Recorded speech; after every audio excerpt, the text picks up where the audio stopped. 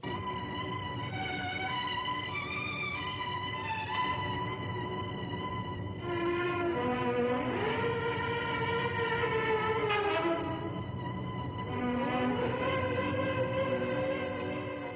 Bonsoir. Nous sommes en des temps reculés, très reculés. Tap, tap, tap, tap, là, pas tant que ça. Revenez. Tap. Voilà.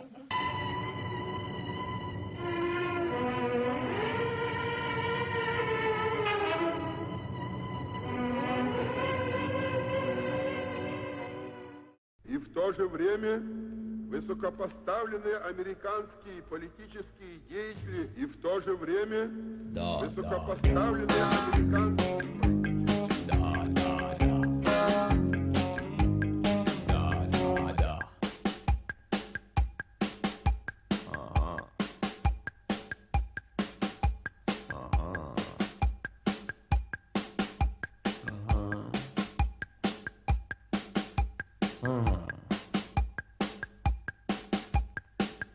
Elle s'approche, elle est pas moche.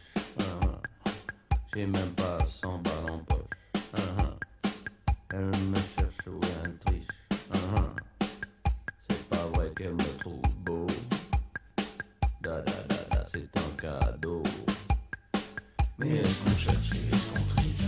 Perdu dans ses pensées, je marchais dans la ville, quand soudain je l'ai vue derrière une vitrine.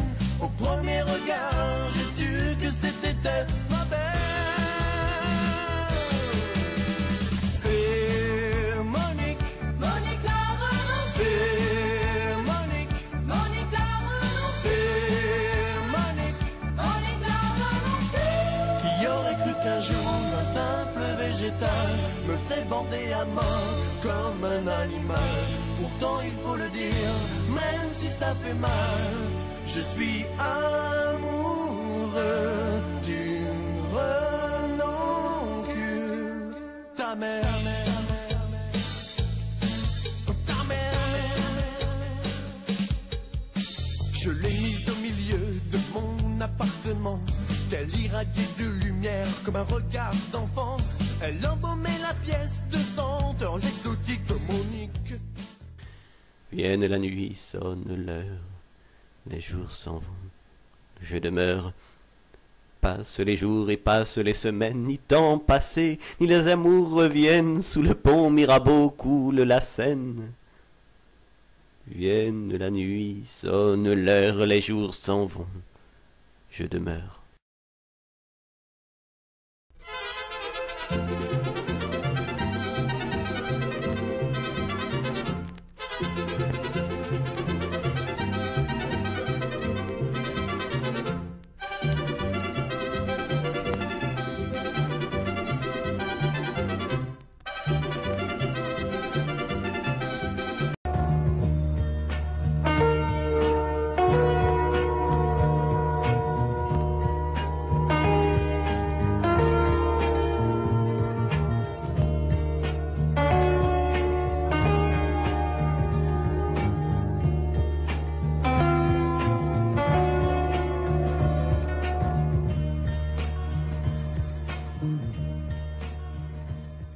Une vraie caricature de la Côte d'Azur. Une tonne de maquillage, le verbe eau, un langage de poissonnière, une cagole, comme on dit là-bas.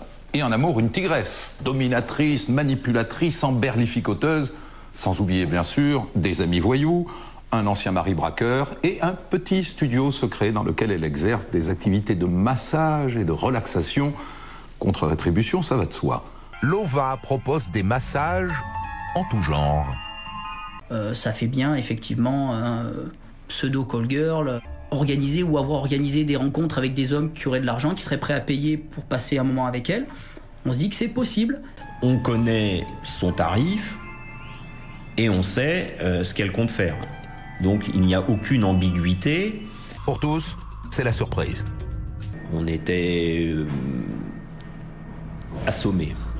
Sensuelle, possessive, dominatrice, une tigresse. Elle vit avec un monsieur, un homme tout à fait sympathique. Une espèce d'ermite, on va dire, hein. Quelqu'un d'assez bourru. à l'ancienne, on va dire. Au début, leurs échanges sont plutôt banals. Elle peut être complètement changeante, elle peut être très gentille avec quelqu'un au téléphone et dans la même seconde exploser complètement pour des raisons qui à la limite peuvent être futiles. Elle ne va plus le lâcher. On passe du bisounours à une vulgarité outrancière. C'est un personnage absolument impressionnant. Elle lui dit tous les mots, mais vrai comme une poissonnière. On est dans des situations d'hystérie complète. Et c'est vrai, quand il était un peu émotif ou quoi, il avait tendance à relever les yeux comme ça. Elle doit de l'argent. On apprend qu'elle fait énormément d'achats. Elle perd tout à coup de sa superbe. Donc c'est l'exécution type l'assassinat. Il a pris un coup d'oculaire. Dans le coup, quand la police interroge la veuve, elle a un comportement bizarre. Elle était joyeuse, on va dire ça comme si l'affaire ne la concernait pas.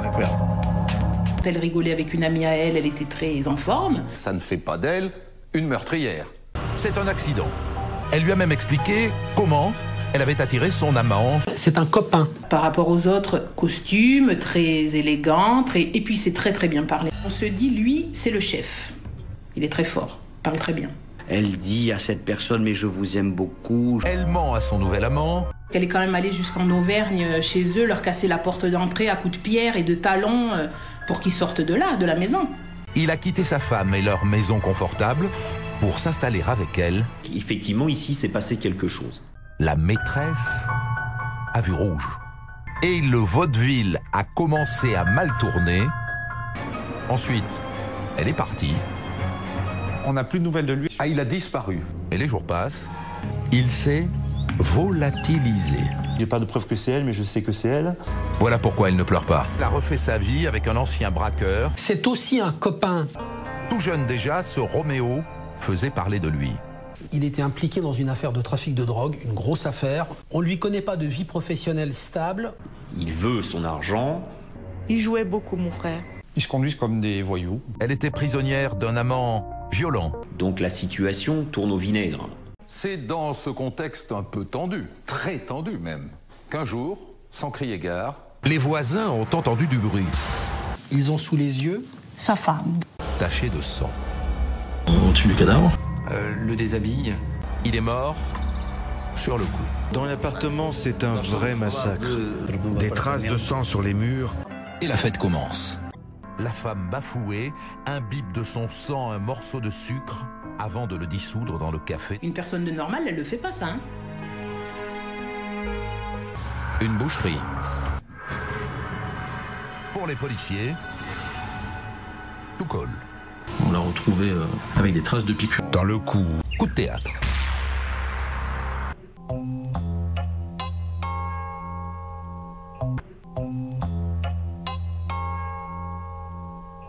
Et c'est là que j'ai découvert qu'en réalité, c'est un vampire. Est-ce que cette histoire est crédible? Elle avait une jolie frimousse, mais ses mœurs étaient dissolues.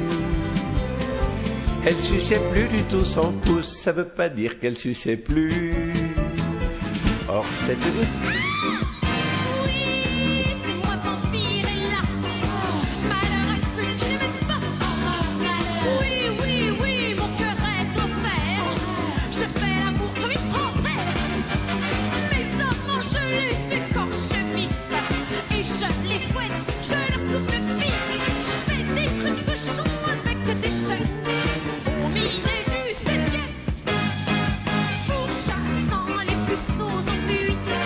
Le démon